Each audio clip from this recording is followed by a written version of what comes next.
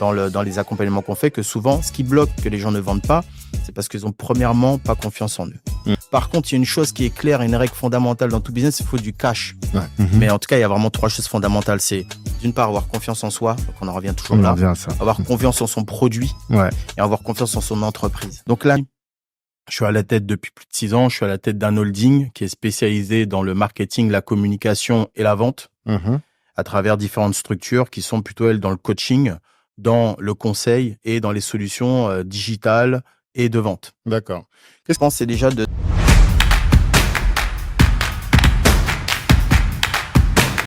Monsieur Thierry Geoffroy, bonjour. Bonjour Tanguy. Ça va? Comment vas-tu? Très bien. Je suis content de te recevoir sur Kalimandjaro. Et là, on est dans un format un peu différent, toujours à LFL Studio. Je pense que les gens voient un autre spot que d'habitude. Et là, l'idée, c'est un peu de mettre en avant les adhérents de Black Network pour montrer que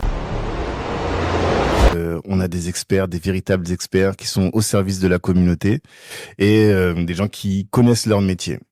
Et donc, je me suis dit que ça pouvait être bien que tu viennes pour présenter un peu ce que tu fais. Déjà, est-ce que tu peux te présenter, toi, s'il te plaît? Ok, super. Ben, déjà, c'est un grand honneur pour moi d'être présent, puisque Kalimandjaro et ton podcast, c'est une référence. C'est une référence pour la communauté.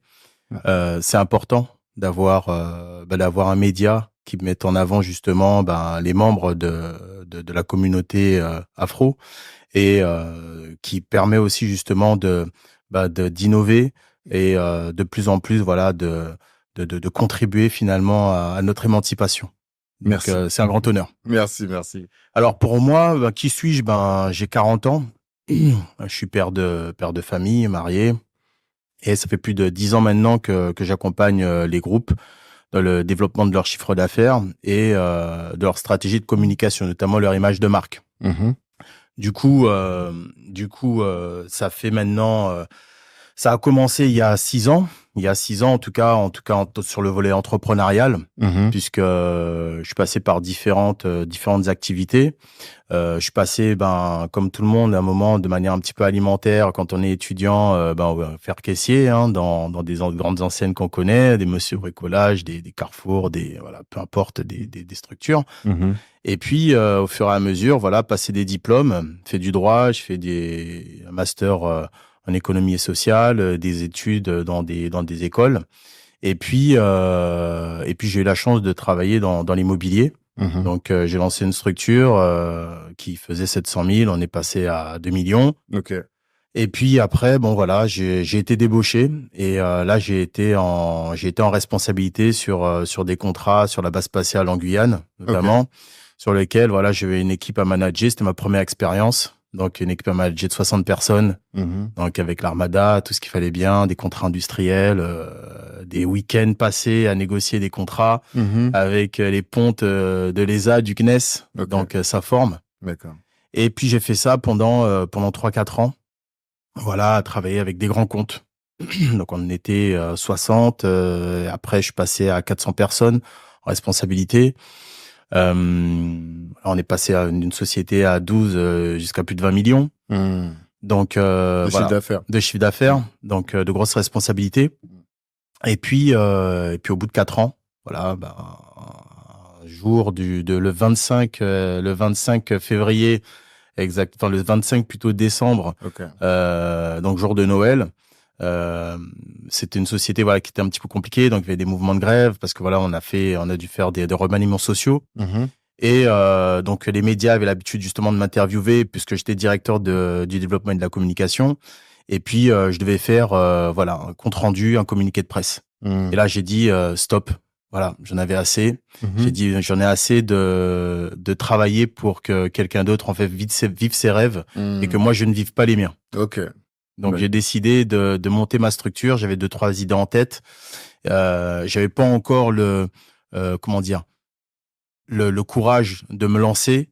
Et donc du coup j'ai pu être accompagné. J'ai pu justement avoir des personnes qui ont pu m'aider pour me donner ce mindset de me dire il faut pas avoir peur de l'échec.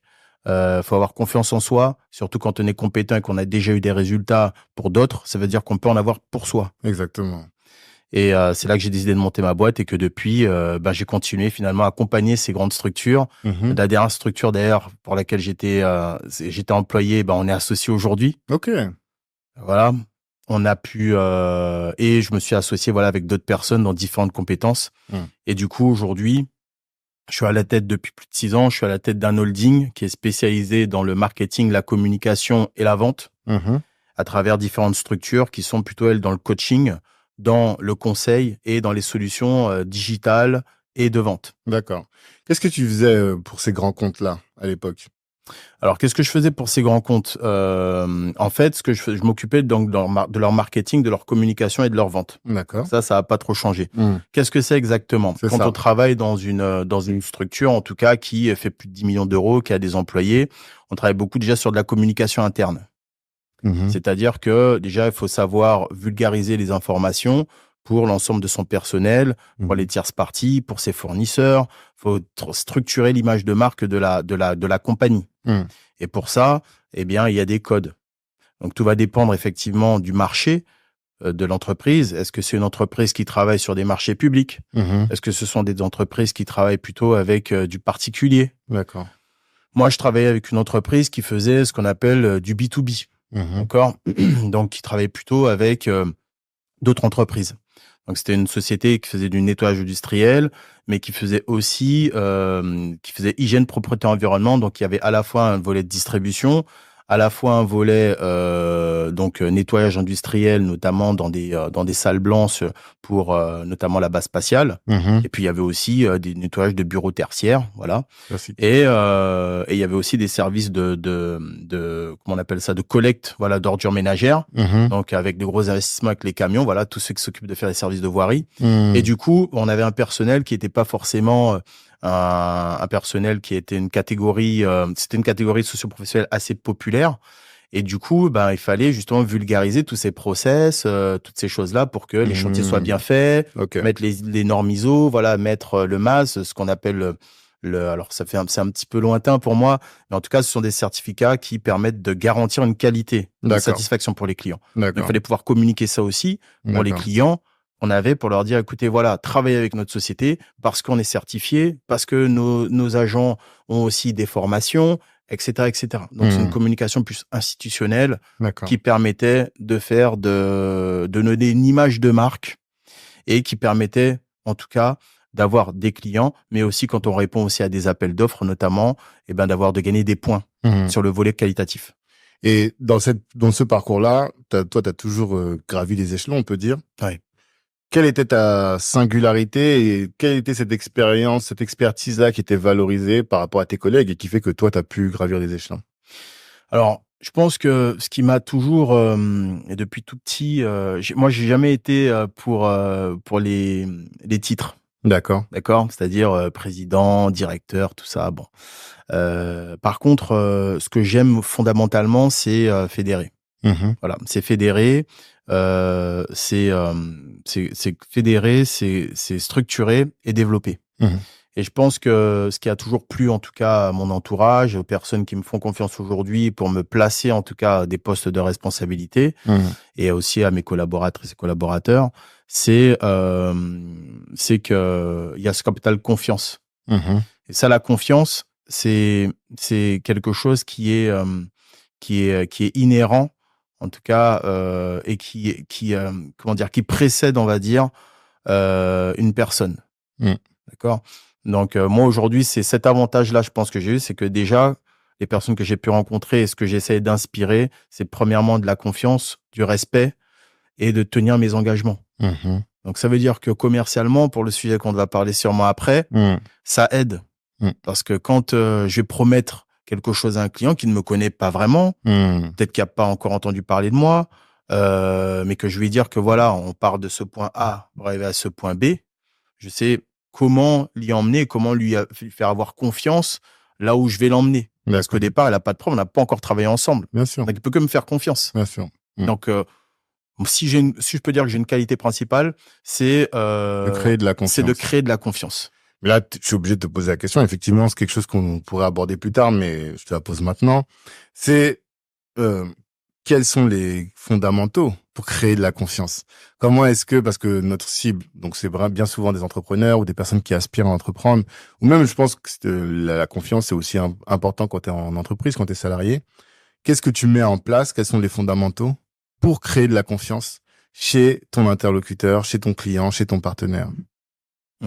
Alors, ça va dépendre. Alors, si on reste sur le volet professionnel, hein, sur le volet professionnel, en fait, il y a plusieurs clés. Mais la confiance, déjà, il faut savoir que ça se travaille. Bien sûr. Ça se travaille. Alors, aujourd'hui, dans le conseil que je peux donner, en tout cas à une personne, c'est déjà de travailler sur son image. Donc, c'est déjà, la première chose, c'est qu'on sait qu'on va monter un business ou qu'on a déjà un business, c'est déjà de voir quelle est sa présence numérique. Aujourd'hui, on a tous en général un compte Facebook, un compte Insta, enfin, Facebook quel que soit. encore, tu penses? Avec Facebook, c'est notre génération quand même. Hein. Et en tout cas, moi, mes clients sont tous connectés sur Facebook. Ok. Parce que parce que moi j'ai 40 ans, moi le cœur de cible que j'ai des industries, c'est pas forcément des trop jeunes. Ok. Donc eux ils sont connectés dessus. Donc on pourra en reparler, mais tout va dépendre de la cible. Ouais. Tout va dépendre de la cible. En tout cas, voilà, l'idée c'est d'avoir en tout cas une présence déjà qui soit cohérente. D'accord. Donc ça veut dire que si par exemple aujourd'hui on a une promesse qui est de vendre du bon pain, c'est que ou qu'on a comme message d'être conseiller ou juridique ou peu importe, c'est déjà d'avoir tous ces réseaux qui soient en cohérence avec son activité. Ça va être de demander des recommandations. Ça veut dire qu'aujourd'hui, on peut avoir très peu de clients, mais que ces clients-là, par contre, recommandent. Et donc que ces clients-là laissent des témoignages. C'est pour ça que souvent, aujourd'hui, on parle de la guerre des avis Google. Ouais. Pourquoi on parle de la guerre des avis Google? Parce qu'aujourd'hui, quelqu'un qui va surfer sur Internet, il y a eu tellement d'arnaques, il y a eu tellement de déceptions que c'est compliqué pour les gens de se dire quand je vais choisir une entreprise, est-ce que cette entreprise-là, elle a vraiment sa promesse, elle est vraiment, est-ce que je peux vraiment avoir confiance? Et en fait, le seul moyen d'avoir confiance, c'est effectivement de faire des vérifications.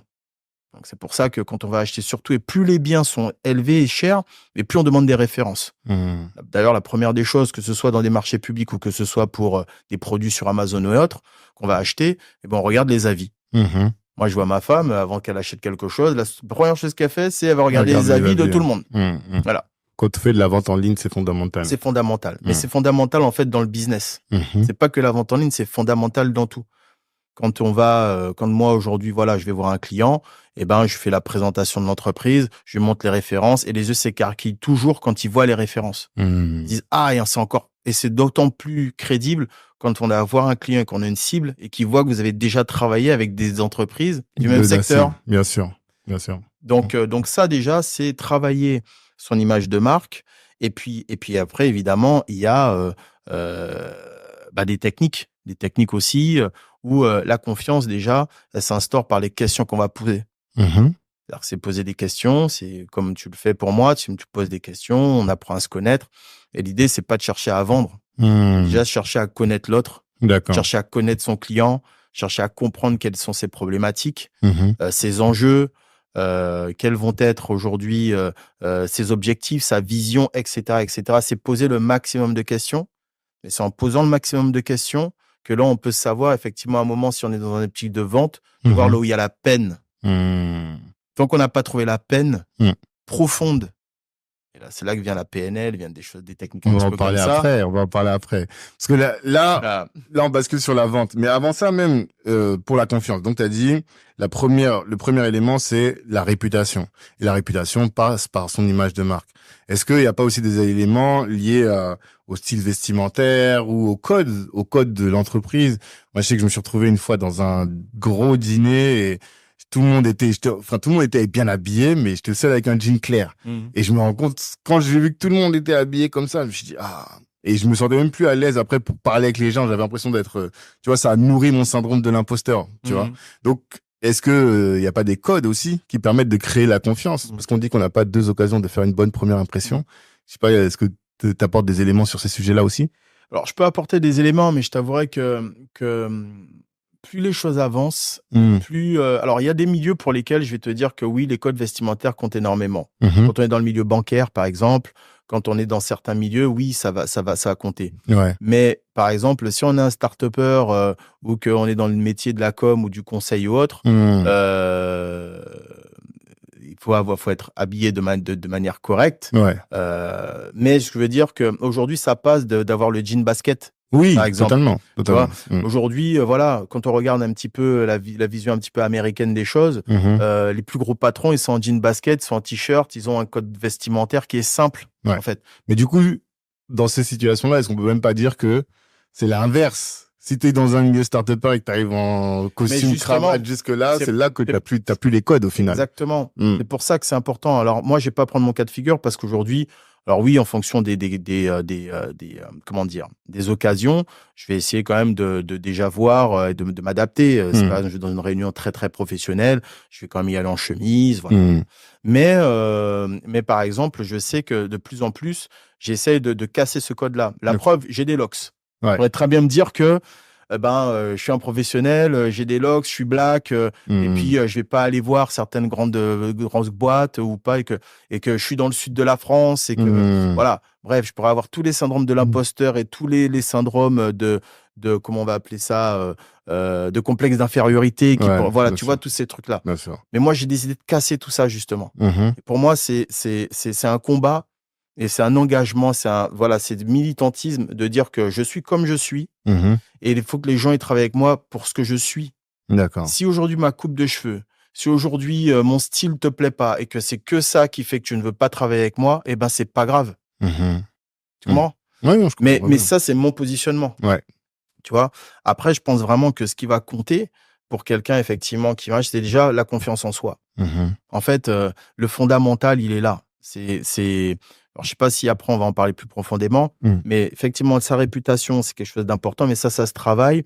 Et ça, on peut le demander parce que c'est son professionnalisme. Il fait ça, mais on peut être très bon dans son métier, mais ne pas avoir confiance en soi pour aller vers l'autre, pour aller vers d'autres clients en se disant que je vais être juste passif et je veux que les clients viennent à moi. Pourquoi?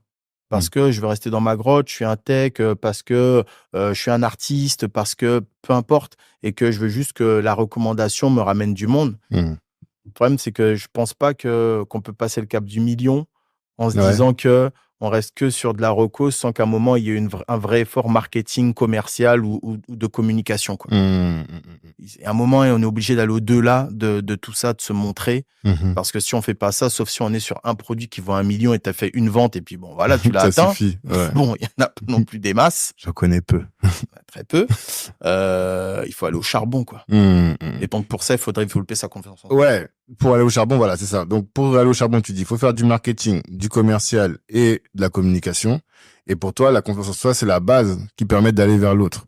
Maintenant, on peut rentrer dans le vif du sujet, c'est toi qui accompagnes aujourd'hui, toi qui as un organisme de formation aussi, la DCA dont tu parlais tout à l'heure. Ouais. T'en as parlé? Je sais pas si t'en as parlé. Non. On en a parlé en off. Non. D'accord. Ouais. Bon, bah, d'abord, je te laisse présenter ça. Après, je t'expliquerai. Okay. Non, on expliquera. Est-ce que tu peux présenter un peu ce que tu fais? Alors, moi, maintenant, ça fait, alors que, comme j'expliquais, en fait, donc, je suis à la tête d'un holding. Donc, j'ai l'agence de communication qui est plutôt grand compte. Donc, une segmentation plutôt grand compte qui est B2B Conseil, avec lequel je suis associé. Donc, ça a été monté il y a 10 ans. Il y a 6 ans, je me suis associé avec Vincent Reboul, qui est un bon pote à moi. D'accord. Et donc, qui est un super tech. J'ai monté ma société en parallèle, qui est elle plutôt spécialisée dans visibilité et affichage. Donc, aujourd'hui, j'ai un peu, les gens connaissent JC Deco ou bien tous les, voilà, donc, l'affichage dynamique qu'il y a dans les centres commerciaux, qu'il y a dans les aéroports et autres. Donc, j'ai créé ma propre régie aujourd'hui et donc, je suis dans des centres commerciaux aussi en Outre-mer. D'accord. Et du coup, je propose aussi des solutions de visibilité pour les petits commerçants qui là veulent faire de la captation de données et autres. Voilà. Mais en fait, le point commun de tout ça, pour revenir un petit peu dans le côté un peu fédérer les gens et puis aider le plus grand nombre finalement à réussir, je sentais qu'il manquait quelque chose. Il manquait quelque chose, notamment pour des employés, des personnes qui ont une idée, des porteurs de projets qui ne savaient pas par où commencer. Mais aussi des gens qui ont lancé leur projet et qui plafonnent en fait, qui plafonnent justement, qui n'arrivent pas à en vivre finalement de leur art, de leur métier, de leur passion.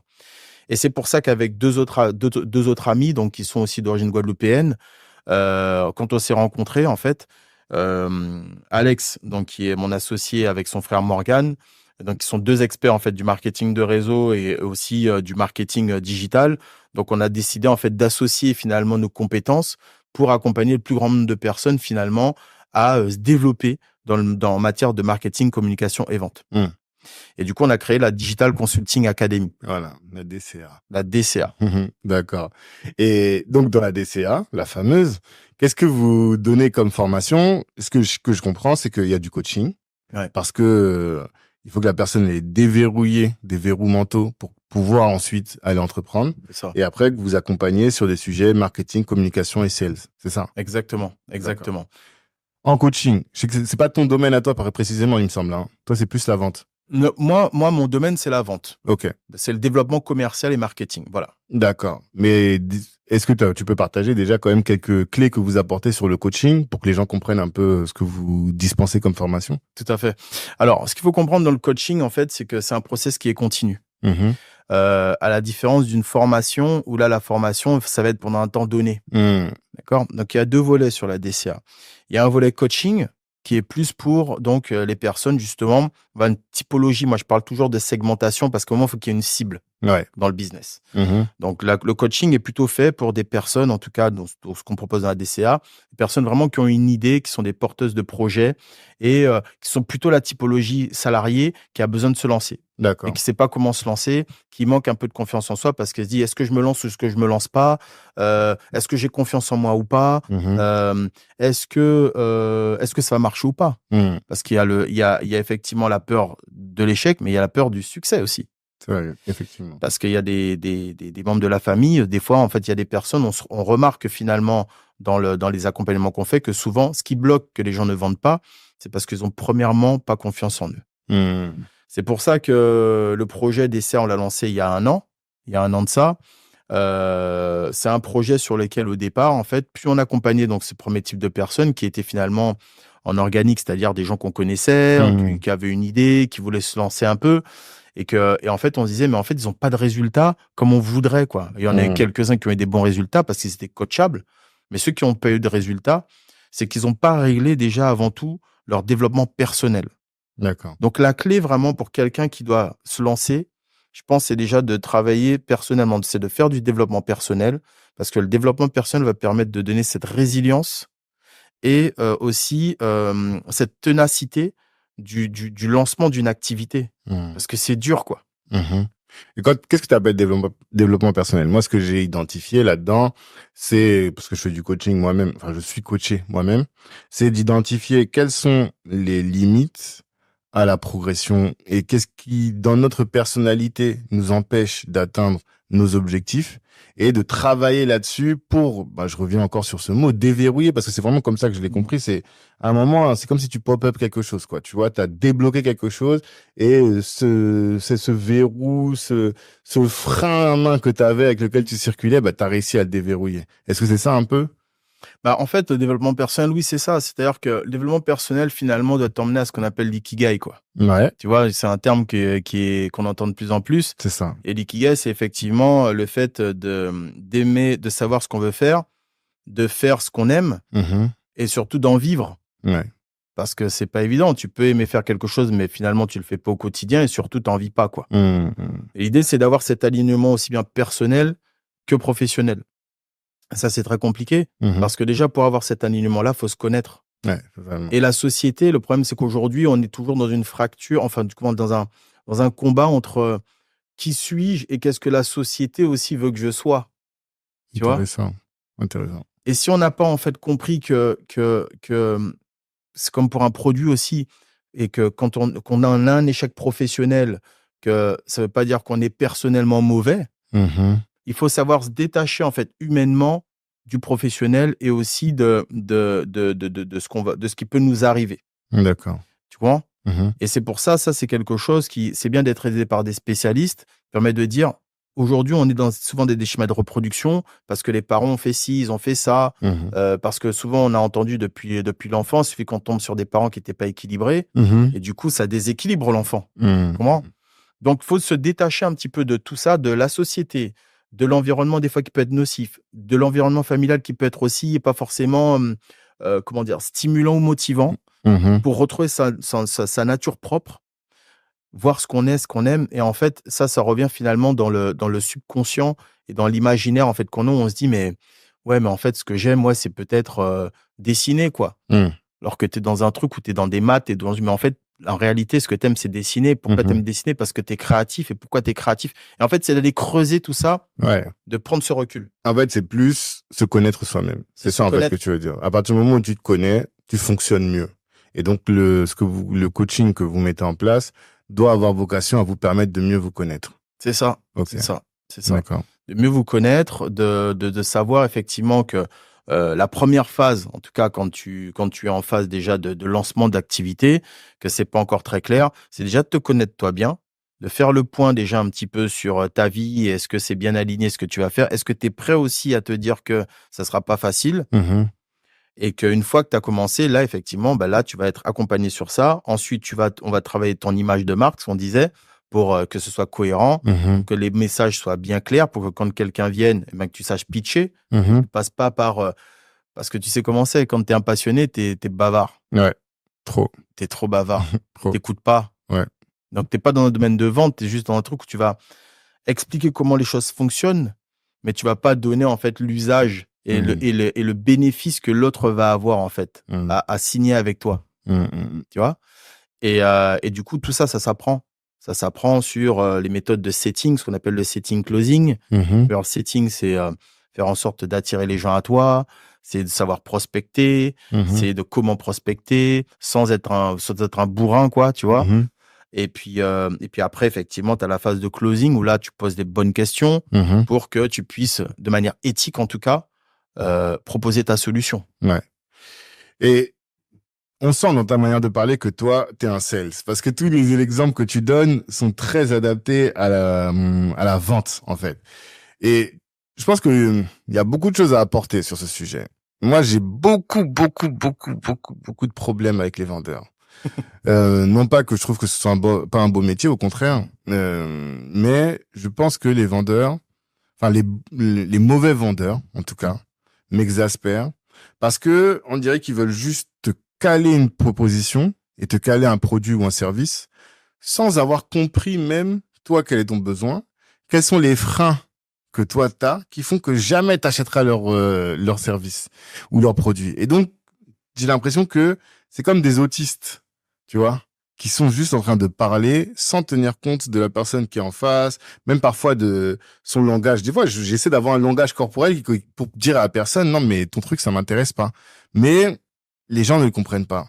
Qu'est-ce que toi t'enseignes à tes coachés ou plutôt à tes étudiants, on va Ouais, dire, qui fait la différence sur ces problématiques-là? c'est les questions, Mhm. les questions. Ce que je dis aux alors je vais te prendre j'aime bien les exemples. J'aime bien aussi. Je vais me prendre un exemple tout bête. J'ai, un coaché qui me dit, «Tu sais, je dois aller dans une soirée Mhm. et j'ai mon concept que j'aimerais proposer, mais je sais pas comment le proposer». Ok. D'accord? Et je lui dis: «OK, ben, fais comme si tu y allais». D'accord? Donc j'aime bien faire des, comment dire? Des cas pratiques. Je lui Hmm. dis: «Bah, quand tu y vas, qu'est-ce que tu fais?» Bah, la personne me dit: «Bah, je sais pas». Je dis: «Bah, déjà, tu dis bonjour». Ça commence par le commencement, Tu dis bonjour. bien sûr. Je m'appelle, Valérie, Mhm. Michel et je suis content de vous connaître, je suis artiste. Mhm. Voilà. Je suis artiste. Déjà, c'est de se présenter et voilà, c'est de dire les choses. Voilà, par exemple, je parle d'un cas où tu vas aller dans le public, par Ouais. exemple, Mm. d'accord? Mais déjà, c'est de chercher juste à susciter, en fait, l'intérêt des autres. Mhm. Tu comprends? Mhm. Ça va être ça. Ça va être, d'autres cas de figure où là, par exemple, par contre, il y a quelqu'un qui va venir et on sait qu'on a besoin de lui vendre quelque chose. Mhm. Mais plutôt que de lui vendre quelque chose, moi, aujourd'hui, je me considère pas comme étant un vendeur parce que je considère que ce que je propose finalement aux autres, ils ont le choix de le prendre ou pas. Bien Déjà, sûr. je conseille. D'accord. C'est pour ça, bon, tu le sais, Tanguy, moi, je fais partie d'un BNI aussi. Ouais. Donc, et la devise du BNI, c'est qui donne reçoit. Ouais. D'accord? BNI, Business Network International. Exactement. Je pense que tapez sur Internet, vous allez tout de suite trouver de quoi on parle. Et c'est des des clubs d'affaires, on peut dire. C'est un club d'affaires. C'est le plus Exactement. gros club d'affaires. Ça vient des États-Unis et Ouais. c'est très, très structurant, en tout cas pour les Exactement. personnes qui se lancent. Exactement. Ouais. Donc, tu dis que toi, ton but, c'est d'abord de donner aux gens pour recevoir. C'est exactement. Mais si t'es, je prends un exemple, t'es avocat. Voilà. Nous, on a une grosse ou profession libérale. En tout cas, on a une grosse population d'avocats. T'es avocat, qu'est-ce que tu vas donner pour recevoir? Alors déjà, quand on est avocat, c'est vrai que c'est conventionné. Ouais. Donc un avocat peut pas communiquer n'importe comment. Totalement. Par contre, un avocat, ce qu'il peut faire, c'est que peut très bien, il y a plein de cas de figure. En plus, il y a différentes spécialisées dans les avocats. Les avocats en droit pénal, en droit successoral, bref, il y a plein d'avocats. Bah, c'est déjà de se dire que je vais donner du conseil. C'est-à-dire qu'il y a des cas de figure. En fait, c'est un truc qui est tout bête. Un avocat, il a obligatoirement, disons quotidiennement, des clients ou bien il a des cas de figure. Mais ces cas de figure-là, il peut en fait en parler à travers un podcast, à travers que ce soit vidéo ou audio, à travers des écrits. Il peut très bien avoir une newsletter, par exemple, sur lequel il dit, ben voilà, j'ai été confronté à tel cas de figure pour tel client, voilà la solution que j'ai donnée. Il n'a rien vendu. Il a dit sa méthode. Il a donné, en fait, il dit, voilà, si vous êtes dans ce cas de figure-là, bah, pensez aussi à passer par ça parce que ce client, j'ai réussi à régler sa problématique en faisant ça pour lui. Et donc, il a expliqué, j'ai réussi. Et donc, l'idée, c'est d'avoir une phrase simple. J'ai une bêtise dans le cadre, j'ai comment régler une succession sans y laisser trop de ronds, quoi. Tu vois ce que je veux dire? Ouais. Donc, il y a la phrase d'accroche. Toutes les personnes qui sont dans un cas de succession et qui se disent, putain, mais je vais y laisser trop de ronds. Et ben, déjà, ça m'intéresse. Et donc, ben, dans le cas de figure-là, j'ai eu ça. Il y a eu un couple qui est venu, il y a eu une famille qui est venue, elle a besoin de régler ça. Et puis, elle a fait, j'en sais rien, une SCI, elle a fait peu importe le montage. Et du coup, voilà, ben, j'ai aidé à faire la SCI, ça, j'ai fait les procédures, j'ai envoyé les courriers. Et donc, elle va dire, en fait, tout ce qu'elle a fait. Elle a vendu quelque chose jusque-là? Non. Enfin. Non. Elle n'a pas un produit précis qu'elle a vendu, oui, effectivement. Elle a vendu, elle a donné du conseil. Qu'est-ce qu'on attend d'un avocat?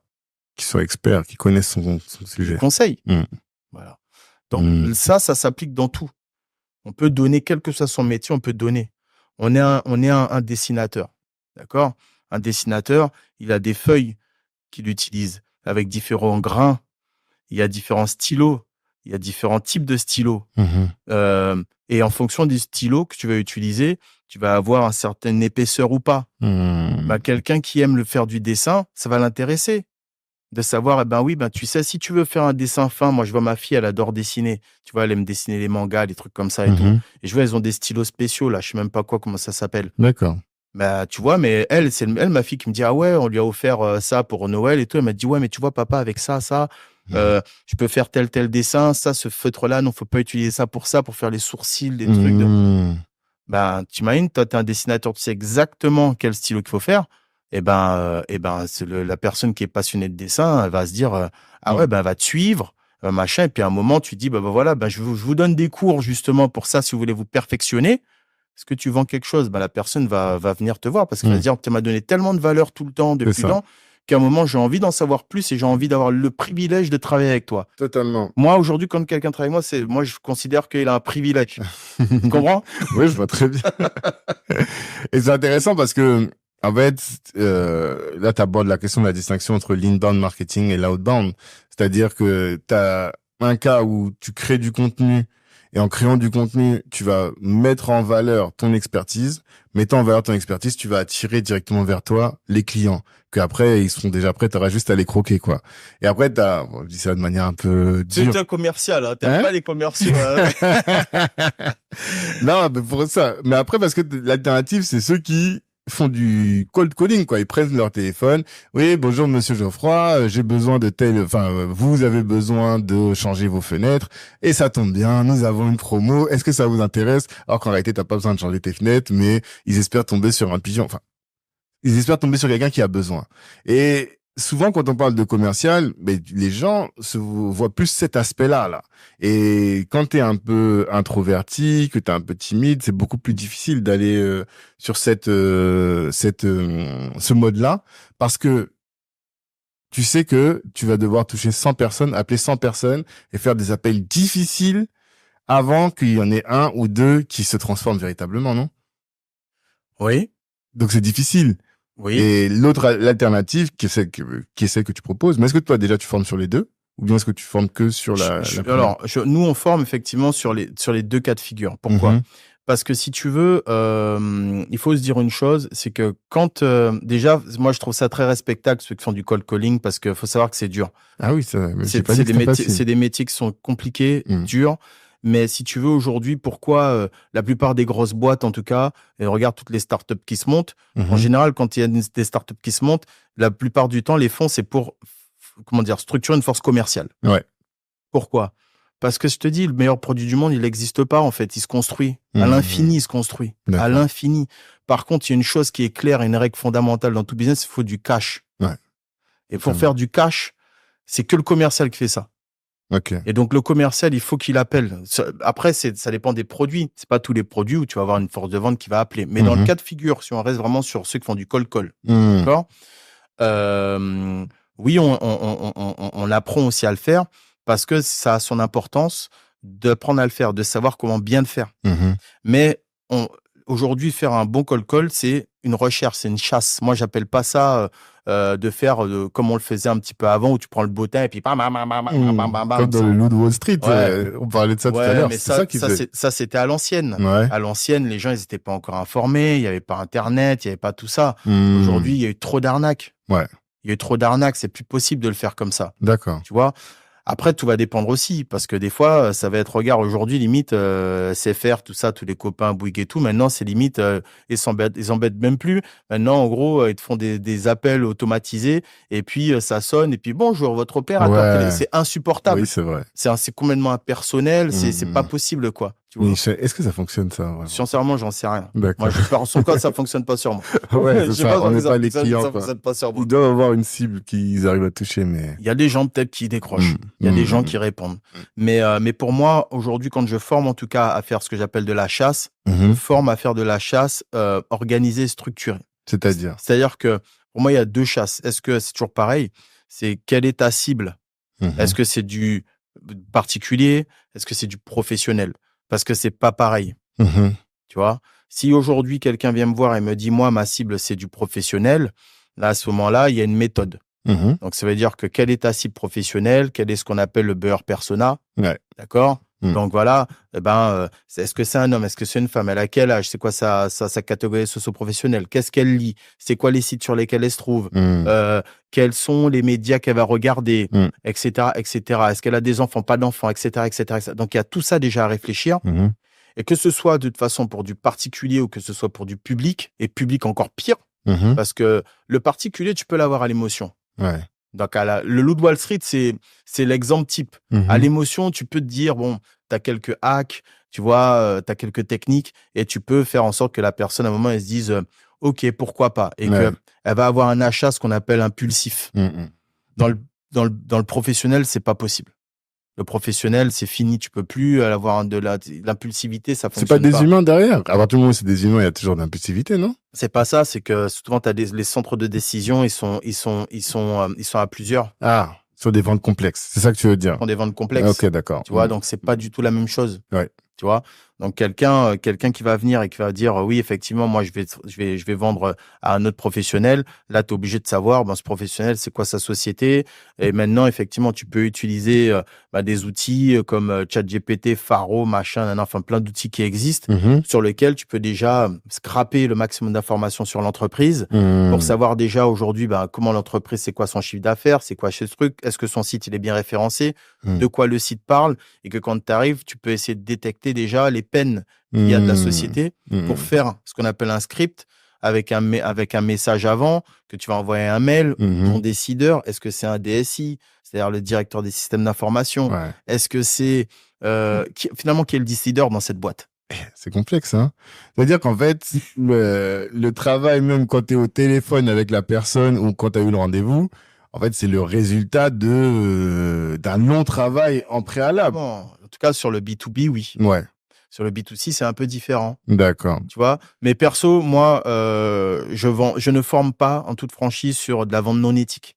C'est-à-dire que si quelqu'un me dit qu'il va vendre, je sais pas, un frigo à un Esquimau, Ça t'intéresse ça pas? m'intéresse pas. Ouais. Tu comprends? Il faut du cash. Si les Esquimaux sont susceptibles d'acheter, Ouais, non, mais en même temps, alors OK, mais si tu veux, j'ai ma limite à la rigueur, si le frigo il est bien et tout, il y a pas de souci. Hmm. Imaginons, on va me demander d'aider à vendre quelqu'un quelque chose qui est illicite ou qui va faire du mal aux autres, Ouais. je ne le ferai pas.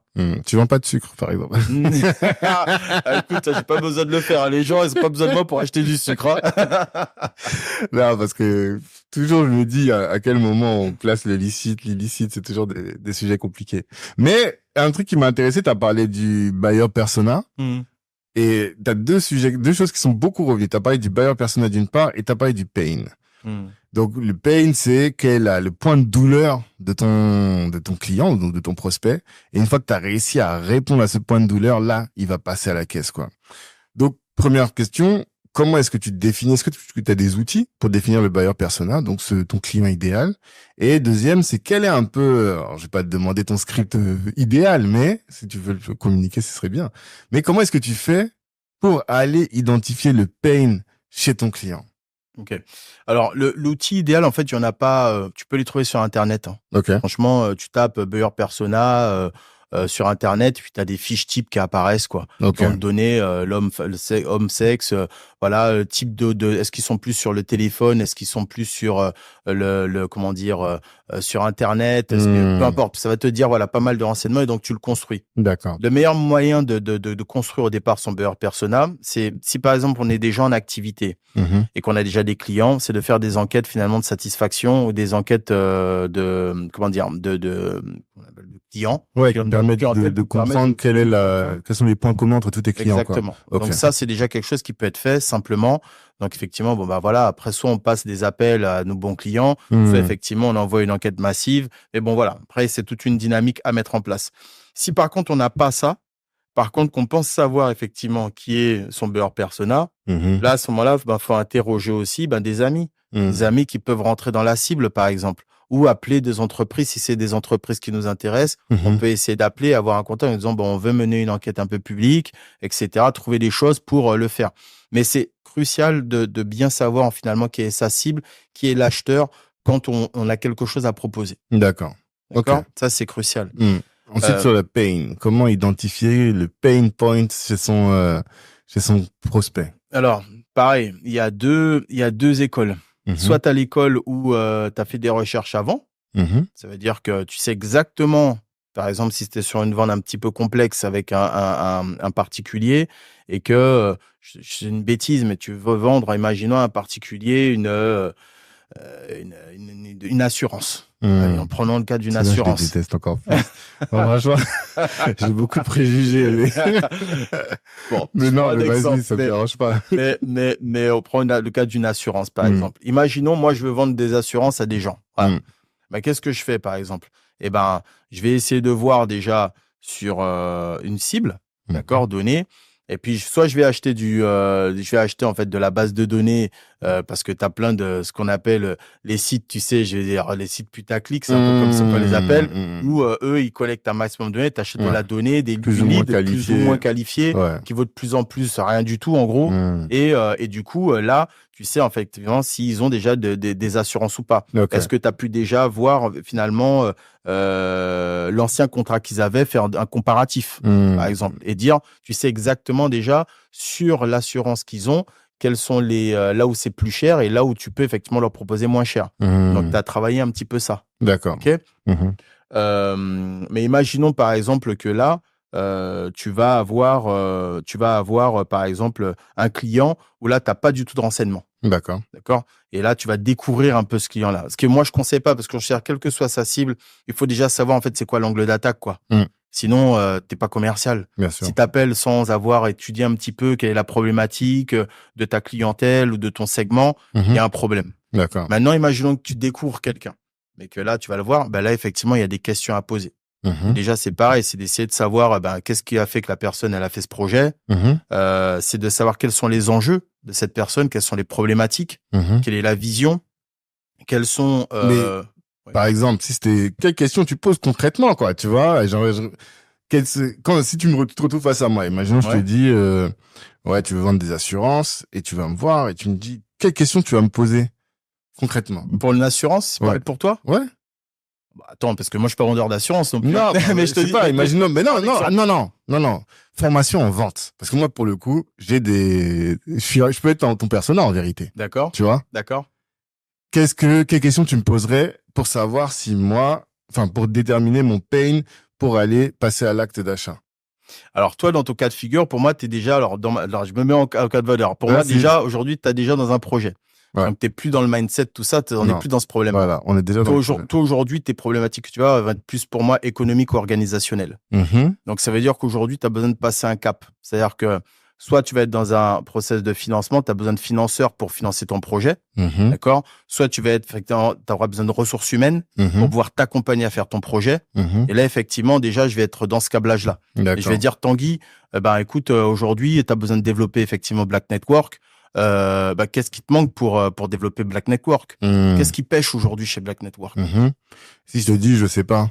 En fait, je me rends compte que, voilà, j'ai l'impression que j'atteins un plafond de verre. Mais, j'arrive pas à dépasser ce cap-là des 100K, par exemple. Je te propose un diagnostic. D'accord. Je te propose un diagnostic. Je te dis, écoute, je peux te poser les questions. Alors là, on va pas faire ce jeu-là, ça tout de suite. On pourrait, si tu veux faire en direct. On peut, moi, j'ai pas de problème. Écoute, avec plaisir. Là, c'est pour que les gens comprennent un peu, parce que, tu sais, tout ça, là, quand on en parle, ça paraît très abstrait, tu vois. Ouais. Et les gens se disent, oui, ok, bon, mais je vois pas vraiment concrètement qu'est-ce qui va m'apporter, tu vois. D'accord. Alors que là, si on voit concrètement quelles questions tu vas me poser, les gens vont se dire, ah ouais, non, moi, je pose pas du tout ce type de questions, ou, tu vois.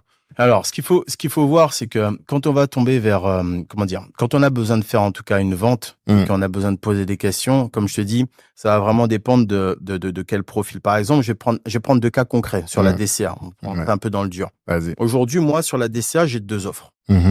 J'ai une offre qui s'apparente plus donc sur le coaching avec une cible qui est plutôt des salariés qui ont besoin de changer de vie. Ouais. Le salarié, d'accord, a deux sources de frustration. Il n'est pas maître de son temps, d'accord, et il a des rêves qu'aujourd'hui il a sûrement besoin en fait de réaliser, mais il a peur de les réaliser. Donc ça, aujourd'hui, quand moi j'ai besoin de vendre à une personne comme ça, je sais que moi mon persona c'est principal parce qu'on peut pas plaire à tout le monde. Bien sûr. Et un produit peut pas servir à tout le monde. Et ça, c'est un risque. Enfin, c'est un problème que je trouve qu'ont beaucoup d'entrepreneurs, c'est qu'ils ont du mal à choisir. Ils disent toujours, je veux très bien vendre à la femme active, à la femme qui est à la maison, au mec qui fait 100K, au mec qui fait 2 millions, et ils n'arrivent pas à choisir. Tu peux pas. C'est pour ça qu'il faut avoir un produit. Il faut avoir un produit. Moi, le produit sur la DCA, c'est un produit effectivement pour des salariés qui veulent changer de vie. Donc, ils savent pas encore clairement ce qu'ils veulent. Par contre, ils savent qu'ils veulent passer à l'action et ils ont besoin d'être motivés. Et donc, c'est là pour ça que je te parle. Il y a tout le volet psychologique, d'estime, de confiance en soi, de tout ça qui a à travailler. Donc là, c'est un produit pas cher. On a entre 50 et 100 euros par mois. Et donc, c'est accessible. Et là, ça permet d'avoir du coaching hebdomadaire toutes les semaines. Travailler sur la motivation, sur tout ce qui permet de passer à l'action. Et de se structurer au fur et à mesure avec des experts qui ont déjà fait leurs preuves. D'accord? Deuxième produit, là, c'est effectivement pour l'entrepreneur. L'infopreneur, l'entrepreneur, le chef d'entreprise, où là, effectivement, on va être plus le coach, le consultant, le praticien, voilà, qui là, effectivement, a déjà lancé son business, mais plafonne. Il plafonne pourquoi? Parce que justement, il sait pas vendre. Et là, effectivement, là, j'ai un deuxième produit. Et donc là, c'est effectivement un autre module. Là, c'est une formation. Donc, c'est dans la durée limitée. On est sur 6 mois. Et sur 6 mois, en plus, effectivement, des lives que la personne peut assister, elle va avoir effectivement un accompagnement individualisé, d'accord, avec des petits groupes d'entrepreneurs aussi, donc de partage, d'échange, un peu comme tu fais sur Black Network avec le Slack, où les gens vont pouvoir échanger entre eux. Mais tu fais la pub de Black Network. Mais moi, tu sais comment je suis. Moi, il n'y a pas de souci, tu le sais. C'est nous-mêmes, comme on dit chez moi. C'est nous-mêmes. C'est exactement ça. Et du coup, là, effectivement, il va y avoir de l'accompagnement plus individualisé avec des plus petits groupes. Parce que là, on parle avec des entrepreneurs et les cas sont un petit peu différents et chacun a des problématiques. Donc là, effectivement, on va y consacrer plus de temps pour vraiment voir quel est le cœur du problème. Est-ce que c'est un problème qui vient de la manière dont la personne, déjà, quel est son produit? Est-ce que ton produit, il est bon? Est-ce que ton produit, il est bien positionné? Est-ce que tu as trouvé ta cible? Est-ce que ton message, il est clair? Donc, il y a un vrai travail de diagnostic pour savoir déjà est-ce que tu es bien positionné. Parce que ça prend du temps, quoi. Moi, je te dis, ça fait maintenant plus de 10 ans que j'accompagne des boîtes. Moi, ça me paraît clair, en fait, quand je vais voir des boîtes, je vois tout de suite ce qui pose problème. Même pour moi, dans le positionnement de mes entreprises, de mon groupement, de mon holding, ça commence maintenant à être clair. Comment ma cible, ma société de conseil 360, c'est quelle cible et quel est le cœur de cible? Est-ce que c'est plus de 10 millions, tu vois, quand je te disais, avec ma boîte de conseil, mon cœur de cible, c'est plus de 5 millions. En dessous, c'est pas intéressant. D'accord. Tu vois, notre structure, c'est petit commerçant, mais commerçant qui fait du retail. Coaching, là, c'est segment salarié qui a besoin de changer de vie. Là, tu vois, donc, bien séparer les choses et essayer de se simplifier pour que ce soit clair dans l'explication. D'accord. Tu vois, et donc ça, il faut clarifier. Et moi, ce que je fais aujourd'hui pour un chef d'entreprise, c'est ne serait-ce que déjà de faire en sorte que ce soit clair pour lui, son offre, et que est-ce qu'il est sûr que c'est clair aussi pour les autres. Ok. Et si tu devais dire quels sont les problèmes que tu vois régulièrement chez les entrepreneurs en termes de vente, quelles sont les erreurs que tu vois trop souvent et tu te dis, moi, je veux plus voir ça, là. Parle trop. C'est-à-dire? Parle trop. Parle trop, ils parlent trop d'eux. Ils parlent trop de leurs produits. Et ils écoutent pas l'autre. D'accord. Ils écoutent pas l'autre. Quand tu vois, pourquoi Apple, quand il te vend quelque chose, Apple, il te donne un prix sur quelque chose. Ils ne vendent rien. Ils te projettent. Ils te laissent ton imaginaire parler, ils te donnent une perspective. Tu vois, les Américains, c'est les rois du market, c'est eux qui l'ont inventé. Tu vois, surtout quand tu es dans le haut de gamme, tu vends rien, en fait, tu suggères. Ouais. Tu vois, moi, aujourd'hui, quand j'ai mes clients, je leur vends rien, je les conseille. Et les gens m'appellent parce que je les écoute. Et en général, quand je suis dans un entretien, quand je vois un client, je pose que des questions. Je pose des questions tout le temps. Et je dis, moi, je vends rien. Je pose juste des questions et j'abonde sur ce qu'elle me dit. Et puis, une fois que la personne m'a dit, je dis, OK, je récapitule. Donc, si je comprends bien, vous m'avez dit ça. OK, donc ça, aujourd'hui, vous faites tant de chiffre d'affaires. Mais d'ailleurs, quand quelqu'un il veut que je lui donne du conseil, je lui demande son chiffre d'affaires. Si la personne ne veut pas me donner son chiffre d'affaires et si la personne ne veut pas me dire quel budget qu'elle a prévu pour régler son problème, c'est qu'elle n'est pas mûre. Ouais, en fait, les questions t'aident à définir, le positionnement du client, savoir en fait s'il est tiède, chaud ou froid, et ensuite déterminer aussi le pain que tu disais tout à l'heure, quoi. La peine, qu'est-ce qui pose le plus de problèmes, tu vois? Donc, tant que je n'ai pas ça, je peux pas aider. C'est pour ça qu'en fait, au départ, je ne vends rien parce qu'à la fin, il faut que je sache si je peux aider ou pas. Après, moi, moi, aujourd'hui, je suis consultant. Donc aujourd'hui, je vends du conseil, je vends du coaching, je vends de la formation. Donc, tu vois, moi, j'ai ce positionnement-là. Si j'étais dans un monoproduit où j'avais un truc à vendre, machin, peut-être que j'aurais un autre discours. Et que par tous les moyens, j'aurais cherché à vendre. Mais en réalité, non, parce que je sais que je pourrais pas satisfaire tout le monde. Et moi, ce que je veux, c'est travailler dans le long terme avec mes clients. Donc, si à un moment, je peux pas aider, au pire, je dis, écoute, moi, je sais pas faire. Par contre, j'ai des personnes tu peux orienter qui pourront t'aider sur ça. Mais au-delà de ça, même, ce que moi j'entends, c'est la nécessité de pouvoir établir un diagnostic. Ouais. Quand tu vas chez le médecin, t'arrives, il va te poser des questions. Il répond pas tout de suite, il dit pas tout de suite, voilà, vous avez telle pathologie. Il va te poser des questions parce que c'est les éléments que tu vas lui apporter qui vont lui permettre de se faire une idée précise de ton état, de la pathologie, du niveau de la pathologie, et qui va exclure des hypothèses ou en valider d'autres, quoi, tu vois. Donc c'est pour ça que écouter, poser des questions, écouter, c'est la première chose. Et c'est vrai que même moi en networking, c'est ce que je dis toujours aux gens, je dis quand tu vas dans un événement, tu vas faire du réseautage, parle pas en vrai, tu vois. Tu poses des questions. Comme ça, tu vas savoir quels sont les besoins de ta cible. Et déjà, tu vas savoir si la personne est dans ta cible, premièrement. Et ensuite, tu vas savoir quels sont ses besoins et tu vas lui apporter juste la réponse à ses besoins et pas parler de choses qui l'intéressent pas au final, quoi. C'est ça. Donc, c'est la première erreur. Les gens parlent trop. Est-ce que tu vois d'autres erreurs? Les gens parlent trop. Après, ils posent pas les bonnes questions. Ouais. Ils posent pas les bonnes questions. Après, ils suscitent pas non plus l'intérêt. En fait, il y a une part de mystère. T'imagines, c'est comme un plan drague, en fait. En fait, ce qu'il faut se dire, c'est que il y a deux choses qu'il faut se dire quand on vend, on va dire, parce que c'est pas vendre. Moi, quand aujourd'hui, je vais dire que je vends, c'est pas je vends, c'est que aujourd'hui, j'offre l'opportunité à l'autre qu'on bosse ensemble. C'est plutôt ça. C'est un partenariat, Ça, c'est en une fait. question de mindset, ça. C'est Parce un que partenariat. ça, là, ce que tu viens de dire, là, tout ce truc que tu viens de dire, là, tout juste, là, C'est un ça, partenariat. là, c'est une question de mindset. Parce que il y a plein de gens, et je peux dire que moi-même, sur certains services, ça m'arrive, ils mendient un peu. Tu vois, ils sont en train de demander, est-ce que tu peux m'accorder l'opportunité de travailler avec moi? Alors que toi, ce que tu es en train de dire, c'est un autre positionnement. Et c'est là où je comprends l'intérêt du coaching. C'est de dire, moi, je suis quelqu'un, j'ai un bon produit et je t'autorise, je te permets de venir bosser T'as avec la moi. chance. T'as la chance, exactement. T'as la chance qu'on bosse ensemble. T'as la chance que je sois tombé sur toi, que je te propose ça. C'est une opportunité qui est là pour toi. Tu vois? C'est ça, en fait. Et c'est ça la différence, tu vois, dans le mindset.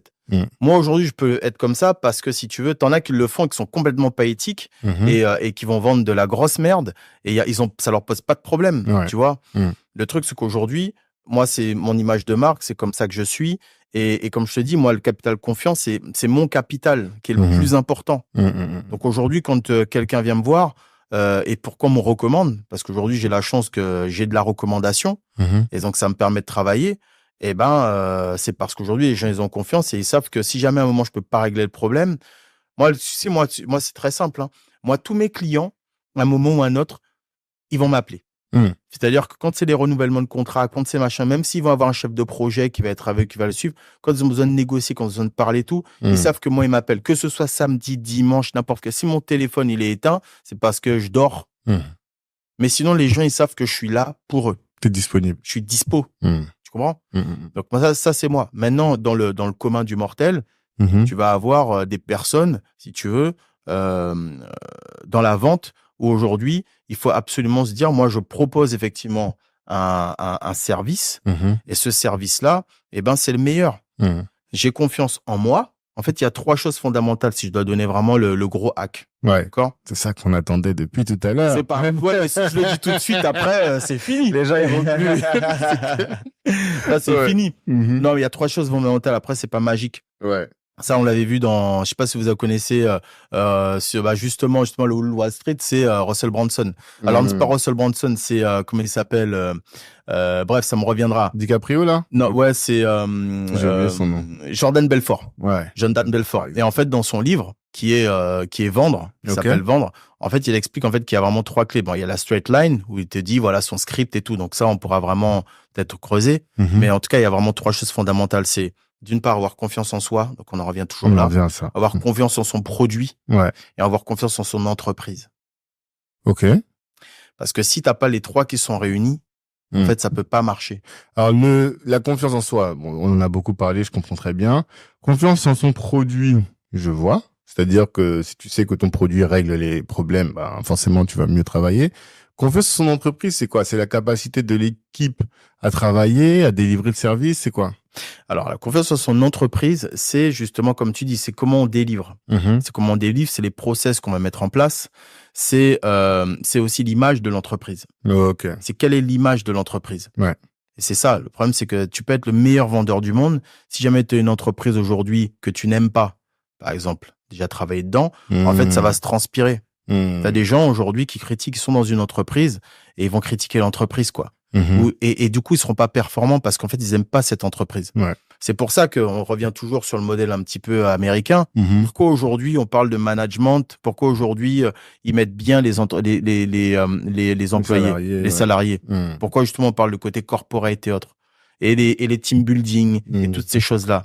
C'est parce qu'en fait, l'entreprise, elle se dit, à défaut de pouvoir donner peut-être le meilleur salaire du monde à mes employés, par contre, je veux qu'ils se sentent bien dans mon entreprise. D'une part. Donc, si mes employés se sentent bien, à ce moment-là, ils vont pouvoir être exemplaires, ils vont pouvoir diffuser l'image de mon entreprise à travers le monde. Ouais, je comprends. Tu comprends? Ouais. Donc ça, c'est important pour les collaborateurs et c'est aussi important pour les clients. C'est pour ça qu'aujourd'hui, on parle de normes RSE, on parle de plus en plus d'RSE, on parle de plus en plus d'empreintes carbone. Tout ça, c'est des sujets qui sont importants parce que dans l'inconscient collectif, tu vas à entreprise égale, prix égal, tout égal. qu'est-ce qui fait que tu vas acheter plus chez une entreprise Ouais, qu'une non, autre? t'as raison, c'est les valeurs, c'est l'image, c'est des choses qui sont pas dans le produit direct. C'est pour ça que je comprends maintenant, parce que Tu quand tu parles comprends? de confiance dans l'entreprise. Et Ouais. c'est pour ça, moi, aujourd'hui, quand j'ai des clients, par exemple, aujourd'hui, je travaille avec des grosses boîtes. Mhm. Ces grosses boîtes-là, aujourd'hui, elles sont sur des sujets, sur 2 sujets fondamentaux, parce que souvent, en fait, c'était pas le cas. Ils sont sur la fidélisation client. Mhm. Et pour fidéliser des clients, ça veut dire que tu es aujourd'hui ce qu'on appelle Customer Relationship Management Ouais. ou gestionnaire de relations clients. Mhm. D'accord? Avec Donc, le tu en as CRM, plein avec le notamment. CRM. Ouais. Tu en as plein, on pourrait pas croire. Sur Paris, c'est juste la norme. Il y a plein de personnes qui disent, ouais, tout le monde a un CRM, soi-disant. Mais je Mhm. peux te dire que tu as plein d'endroits et plein de boîtes qui en ont pas. Ils y pensent pas, ok. Bah, ça, c'est important. Pourquoi? Parce qu'il faut que tu connaisses tes clients. Pourquoi ils sont venus chez toi? Mhm. Qu'est-ce qui te différencie des autres? Mhm. Parce que la valeur perçue, elle est la même que la valeur donnée. Qui sont-ils? Parce qu'une fois que tu les connais bien, tes clients, et que tu arrives à segmenter, c'est qu'à un moment, tu peux individualiser aussi le service pour tes clients. Et Mhm. plus tu vas individualiser les services pour tes clients, plus à ce moment-là, ces clients-là aussi ils vont être contents et ils vont te recommander. Fidélisation amène à la recommandation. Mhm. Tu comprends? Ouais, mais après, c'est difficile. Alors, fidéliser et individualiser, c'est difficile quand tu es dans une grosse boîte, que tu mets des process. En fait, tu as tendance à traiter tout le monde de la même manière, non? Ah oui, mais ça, c'est pas de ma faute. Non, Non, mais si tu devais conseiller quelqu'un, quel conseil tu donnes, toi? Parce que là, tu te dis, c'est un objectif. Mhm. Maintenant, comment est-ce que tu atteins cet objectif-là? Ah, ça, tu peux atteindre cet objectif. Maintenant, en toute franchise, ça, c'est des outils. Ok, Faut s'outiller. ok. Autant quand tu es au début, et même, faut s'outiller. En fait, de toute façon, les 3 clés de l'entrepreneuriat, c'est quoi? C'est effectivement, pourquoi aujourd'hui les plus grands chefs d'entreprise au monde, ils sont eux-mêmes coachés? Mhm. C'est qu'ils ont un équilibre, effectivement. Regarde, toi-même, t'es coaché. Ouais. Ils Je ont un suis pas encore l'un des plus grands chefs d'entreprise, mais Non, mais je veux dire, Inch'Allah, comme on dit. ils y travaillent, tu vois. Ouais. Mais moi, je suis coaché. Mhm. Toi, t'es coaché. T'as plein de gens aujourd'hui. Il y en a plein qui sont coachés. Bien sûr. Parce qu'ils ont besoin, à un moment, d'avoir un terrain de parole, d'échange, de se livrer. On a nos problématiques personnelles. Bref. Mhm. OK? Mais à un moment, tu as besoin d'outils. Parce que tu peux pas aujourd'hui tout faire. Pourquoi on parle de l'IA, tout ça, et pourquoi machin l'IA, ça ne va pas tout remplacer. Mhm. Mais ça facilite la vie, notamment pour la consolidation des données, par Mhm. exemple, que tu as de tes clients. Quand tu es un Decathlon, tu es des grosses boîtes et tout, machin, où tu as des millions et des millions de clients, bah, il faut bien qu'à un moment, tu aies un outil qui te permette de dire, voilà, ben, tu as tel client qui est là, il a acheté tel article. Et donc, cet article-là, si aujourd'hui, par exemple, il a acheté des baskets, il a acheté le pull, et il a acheté, je sais pas, la raquette de tennis, Mhm. et ben, c'est quelqu'un peut-être qui fait du tennis. Ouais. Et du coup, Probable. qu'est-ce qui va se passer? Mhm. C'est ce qu'ils font Amazon. Et ben, ils font une suggestion d'achat. Ouais. Ils comprends? appellent ça comment? Marketing prédictif. Marketing prédictif. Ouais, ouais. C'est Et ça. ben, pourquoi t'en as qui le font et pourquoi nous, on pourrait pas le faire? C'est juste des outils, hein. Ouais, T'as si t'as la des bonne outils. data, t'as bien récolté la Tu as data. bien récolté la data. Ouais. La clé, c'est la data. Et c'est pour ça que de plus en plus, maintenant, on parle justement alors je sais plus le terme exact, c'est CDP ou CMP, en tout cas, qui est des centrales de consolidation des données, en fait, pour justement te permettre d'identifier les segments, d'identifier les préférences d'achat, machin, de faire des sous-catégories, de segmenter au maximum. D'accord. Parce que tu vas pas faire de l'individuel pur. Mhm. Par contre, tu vas dire effectivement, tu as telle catégorie effectivement de clients qui sont venus parce que effectivement, soit ils sont à proximité, soit c'est parce que ils trouvent que le caissier est sympa, soit peu importe. Mhm. Et là, effectivement, tu peux envoyer les bons messages au bon moment. D'accord. Et tu peux personnaliser en tout cas après tes newsletters, par exemple, pour t'as les outils après des outils adaptés. après de marketing automation. Mhm. Tu vois? Et c'est ça, parce que tout à l'heure, t'as dit que t'es allé dans une boîte, je me souviens plus laquelle, qui est passée de 12 à 20 millions d'euros. Mhm. C'est ces outils-là que t'as mis en place pour? Alors, à l'époque où j'y étais, non. D'accord. À l'époque où j'y étais, non, parce que si tu veux, c'était pas du tout le même cas de figure, parce que c'était des appels d'offres. Donc, si tu veux, là, c'est la succession des marchés, c'était le relationnel pur qui a pu permettre de faire ça. Ok. Donc, le relationnel, moi, j'ai construit avant la technique, j'ai construit tout par le relationnel, Ok. le bouche-oreille. Mais comment le relationnel te fait gagner 8 millions de CA? Pour moi, c'est plus, enfin, c'est énorme. Bah, comme je te dis, c'est les appels d'offres. Les appels d'offres, si tu veux, quand tu réponds à un appel d'offres, sur certains gros marchés, par exemple, un marché sur la gestion de déchets ou bien sur des contrats industriels, ça peut vite être un D'accord. demi-million, quoi. Mais donc, le relationnel te permettait de connaître, d'avoir accès aux appels d'offres, d'avoir la bonne information. C'est ça. Et là, à ce moment-là, on est plus sur le networking, finalement, le réseau. Du networking, de l'influence, du lobbying, Ok. tu vois. Et tout ça, c'est des choses aussi qui se travaillent. Et Moi, si tu veux, quand je suis arrivé, c'était en Guyane, ça. Moi, j'ai fait l'effort, quand je connaissais personne, d'aller effectivement voir toutes les mairies, d'aller Mhm. voir tous les notaires, Ok. d'aller voir tous les. J'ai prospecté, je suis allé Mhm. me faire connaître. Je Mhm. me connaissais pas. J'étais Mhm. arrivé sur un territoire, j'étais tout seul, je connaissais personne, j'avais pas de famille. Mhm. Qu'est-ce que j'ai fait? J'ai pris ma voiture et je suis allé voir. J'ai commencé dans l'immobilier. Ben, je suis allé voir tous ceux de mon secteur qui gravitaient autour de mon Mhm. secteur. Je prends un cas d'exemple pour. Tu me parles des avocats, Ouais. les prescripteurs. Qui sont les prescripteurs des avocats? Ça dépend. Ça dépend de l'avocat et de son domaine. Bah, dans l'immobilier, tu veux dire? Ça dépend. Ça dépend. C'est pas obligé d'avoir la réponse, mais ce que je veux Non, dire, tu me mettais en difficulté, là. non, mais c'est qu'il y a des vraies questions à se poser. Mhm. Là où ce que j'aime, c'est mettre la personne en difficulté, Ouais. justement. C'est de se Mhm. dire, OK, tu dis, ouais, t'as pas de clients. Mais en réalité, t'as fait le tour déjà de ton réseau Mhm. proche? Bonne question. Et c'est ça quand on dit toujours que tout le monde a du réseau. Tout le Parce monde qu'il y a a du réseau. beaucoup de gens qui disent non, j'ai pas de réseau, je connais personne. Et toi, ce que tu es en train de dire, c'est qu'en réalité, même si à ce moment-là, t'étais pas encore, tu venais d'arriver, mais tu as réussi à trouver les moyens d'activer un réseau qui te permet d'atteindre ton objectif. Eh oui. Ah oui, mais à un moment, faut se bouger les fesses. D'accord. Faut aller voir les gens. Mhm. Bonjour, Mhm. je m'appelle Terry. Je viens de me lancer, je viens d'arriver sur la région. Voilà, je travaille pour telle société. Mhm. Et puis voilà ce qu'on propose. Si vous avez des besoins, je suis à votre disposition. Mhm. Et puis tu le fais 10 fois, 30 fois. Et puis à un moment, tu arrives au bon moment, au bon endroit et quelqu'un te rappelle parce qu'il dit, bon, au fait, tu m'as appelé, tu es venu me voir.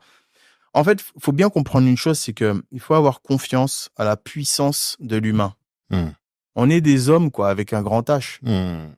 Donc, à un moment, il y a des liens qui se tissent, quoi. Ouais. Tu vois? Et on parle beaucoup d'intelligence artificielle, tout ça. Pour moi, je pense que plus il va y avoir de la technologie, plus l'humain va reprendre sa place, en fait.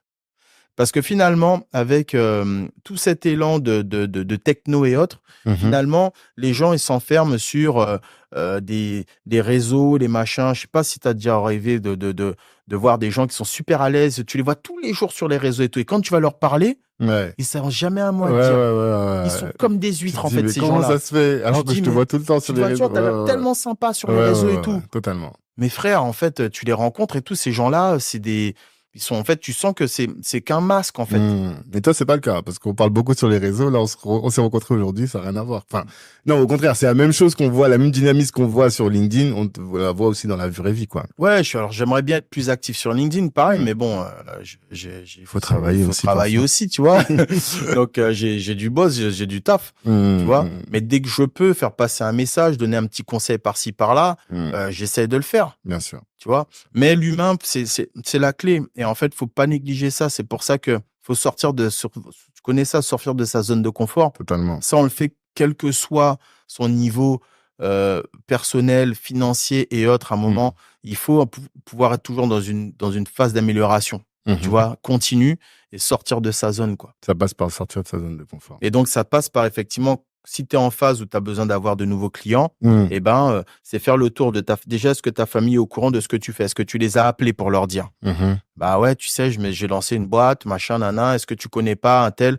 La famille, elle est quand même là pour aider. Ouais. Dis, ah oui, c'est vrai, peut-être que j'ai quelqu'un et tout. Eh ben, est-ce que tu peux me recommander ou est-ce que je peux l'appeler? De Tu ta vois? part. Est-ce que je peux l'appeler de ta part? Marketing de réseau. Ouais. C'est Souvent, la j'en base. parle aux gens, je dis qu'ils n'ont pas d'idées. Ils me disent, t'as pas d'idées. Je dis, mais des idées, il y en a plein. Mais des idées, il y en a un milliard des idées. Ouais. Et tu peux, à la rigueur, si tu aimes bien une idée, à ce moment-là, apprends à vendre. Ouais.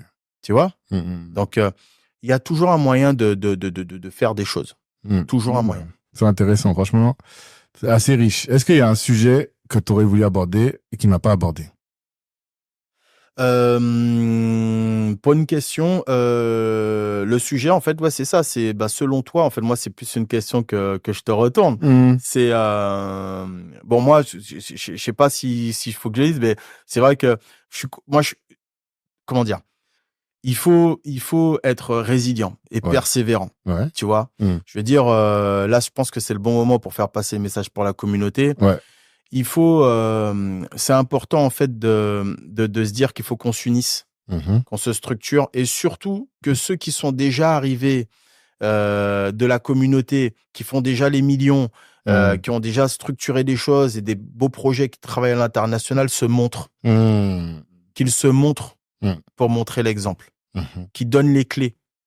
Parce que c'est que quand on aura des exemples justement qui se montrent, qui n'ont pas peur de dire que ben voilà, moi, comment j'ai réussi, par où je suis passé, est-ce que c'était facile, c'était dur, c'était peu importe, que en fait, l'ensemble de la communauté va pouvoir se structurer.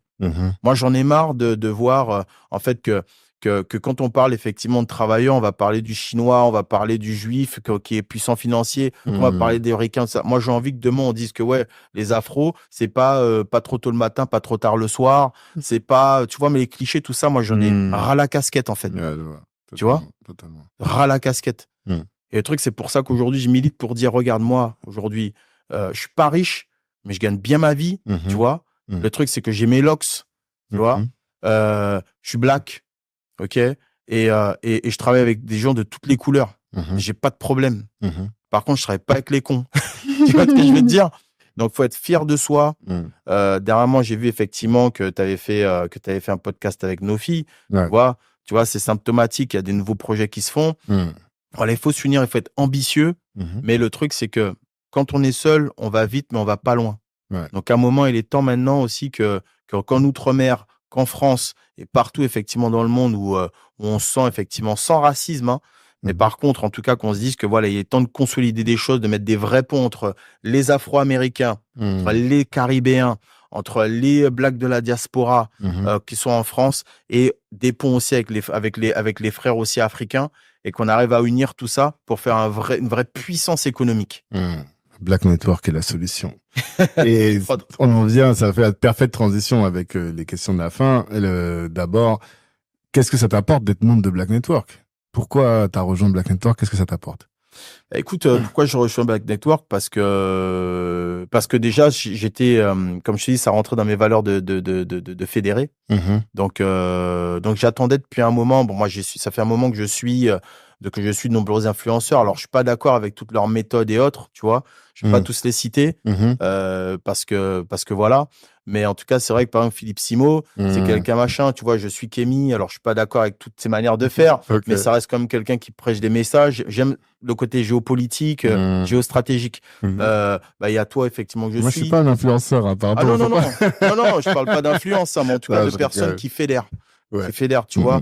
Voilà, il y a pas mal de personnes, tu vois, il y a Safia, que j'aime bien aussi le combat qu'elle a pour, effectivement, sur la partie de l'Afrique. Grandeur Noire. Voilà. Pour Grandeur Noire. Voilà, donc moi, tout ça, j'aime effectivement quand on essaie de mettre en avant finalement ce que la communauté fait. Voilà, moi, c'est ce que j'aime et qui pousse à l'entrepreneuriat, qui pousse à se dépasser. Tu vois.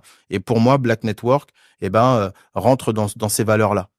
Dans ces valeurs, c'est pour ça que je suis rentré dedans et parce que je me suis dit moi aussi j'ai envie de mettre ma pierre à l'édifice, voilà, d'aider des gens de la communauté aussi, juste pour que on prenne notre place, quoi, parce que en réalité, si on prend pas notre place, on a quelque chose à apporter au monde. En fait, moi, le message final que je veux dire, c'est qu'on a quelque chose à apporter au monde qui est encore méconnu, pas assez connu. Totalement. Et de manière ancestrale, on le sait aujourd'hui, c'est que les Égyptiens, ils étaient blacks. D'accord? On sait que les premiers hommes sur Terre, on était tous noirs. Mais au-delà de la couleur, c'est plutôt le côté culturel qui mérite aujourd'hui d'être mis en avant parce que on a de belles choses à apporter aujourd'hui. Il n'y a pas plus humain et plus ancré avec la nature que quelqu'un qui vient d'Afrique. D'accord? Et aujourd'hui, à l'heure de la technologie, à l'heure de toutes les guerres, à l'heure de plein de choses, aujourd'hui, tout ça, c'est en train de se perdre. Et le truc, c'est que je pense que la communauté noire, qui a ce contact particulier et singulier avec la nature, en fait, doit apporter aussi au monde, pour apporter un modèle nouveau, en fait. Un modèle. J'ai envie de dire amen, hein, mais bon. Un modèle nouveau. Tu comprends? Oui, d'accord. Donc moi, c'est ce que j'aimerais, c'est de dire, OK, tel modèle occidental, tel modèle chinois, tel modèle russe, le modèle africain. C'est ça. Aussi, il doit aussi, quel est-il? C'est ça qu'on travaille, hein. Quand je parle d'Ubuntu Business, quand on essaie de raviver nos penseurs, c'est pour ça aussi, pour permettre aux gens de découvrir comment on fait du business africain, quelles sont les valeurs particulières des Africains qu'on peut utiliser pour pas coloniser le monde justement, mais pour contribuer au maintien du monde. Maintien parce que si on prend pas notre place, le problème c'est que ce sera pas parfait. Si on est là pour quelque chose. Totalement. Donc maintenant il est temps de le montrer mais il va falloir y travailler. parce que ça viendrait pas tout seul. Oui, d'accord. Tu vois? Oui, totalement d'accord. Autre question, la DCA, donc, comment ça fonctionne? On arrive n'importe quand, c'est des batchs, c'est-à-dire de 6 mois, ou pendant les 6 mois, les gens peuvent arriver en cours. Où est-ce qu'on a les informations? Comment ça fonctionne? Ok. Alors la DCA, en fait, on a un grand lancement qu'on fait le 2 avril. Ok. D'accord, donc j'enverrai les informations, je partagerai effectivement sur Black Network. Ouais. Donc le 2 avril, on fait un gros webinaire. Mhm. Donc on va commencer la communication d'ici la semaine prochaine D'accord. pour justement le volet pour les entrepreneurs. Ok. Donc ça va être la formation vendeur 3.0. Mhm. Donc pourquoi vendeur 3.0? Parce que c'est le vendeur augmenté. Mhm. C'est quelqu'un effectivement qui aura toutes les techniques, tout l'accompagnement psychologique Ok. dont il aura besoin. Donc Ok. il y a à travers le collectif, donc ce que j'appelle les master coach et le comité de pilotage. Ok. Il faut savoir qu'on a structuré ça avec donc les associés, donc Alex, Morgan et moi. Mhm. Le comité de pilotage avec Jess qui est notre bras droit à tous et à toutes. D'accord.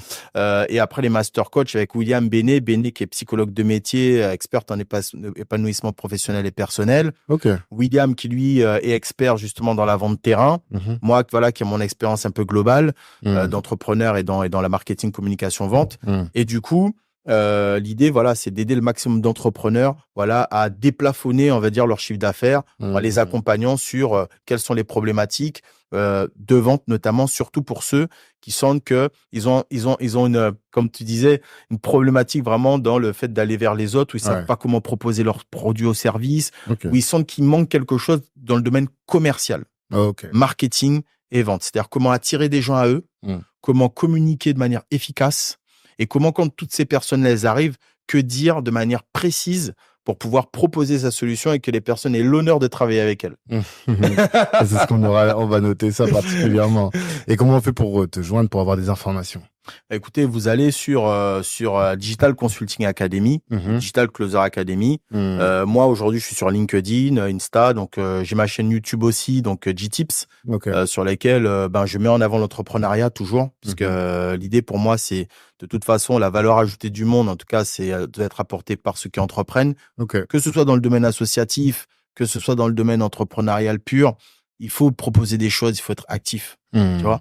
Donc voilà, moi j'ai ma chaîne là, et puis après sur les réseaux sociaux, et puis pour ceux qui sont sur Black Network, ben évidemment rejoignez Black Network, et puis vous me trouverez. L'élite est chez Black Network. Vous me En trouverez. tout cas, merci Terry, et ça a été un plaisir. J'ai beaucoup appris et ça a ravivé beaucoup de questionnements que je me pose toujours sur l'entrepreneuriat et particulièrement sur la vente. Ouais. J'espère que ça va être utile à notre communauté. Bah écoute, Force à toi.